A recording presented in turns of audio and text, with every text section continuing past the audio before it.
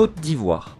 Des journées de sensibilisation contre les violences faites aux femmes en Côte d'Ivoire. Plusieurs ONG s'initient depuis lundi 25 novembre jusqu'au mardi 10 décembre, des journées de sensibilisation aux violences basées sur le genre.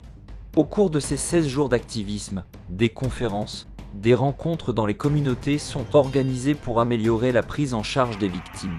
En 2023, près de 360 cas de violences basées sur le genre ont été détectés et pris en charge, selon le ministère de la Femme, de la Famille et de l'Enfant. Mais de nombreux cas ne sont pas signalés. En cause notamment, il y a les difficultés d'accès aux services de santé pour les femmes victimes de violences. La Côte d'Ivoire a signé plusieurs traités internationaux et adopté une loi pour protéger les victimes de violences domestiques et de viol. Le viol est d'ailleurs considéré comme un crime dans le code pénal. Reste à encourager les victimes à briser le silence. Nous avons pris l'engagement d'une tolérance zéro des violences basées sur le genre.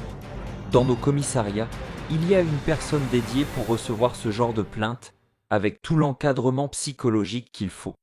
Parce que parfois, c'est là que la barrière commence, explique Amadou Koulibaly, le ministre porte-parole du gouvernement. Manque d'implication des médecins. Malgré ces efforts, certaines organisations regrettent le manque d'implication des médecins.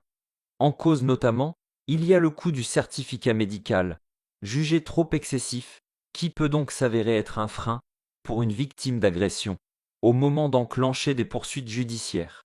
Comme le constate Marie-Thérèse Dia, membre de l'Association des femmes juristes de Côte d'Ivoire, il serait opportun que tous les médecins s'impliquent en produisant, dans les 3 jours qui suivent l'agression, un certificat médical aux victimes sans attendre en retour qu'on les verse un montant estimé jusqu'à 50 000 francs CFA.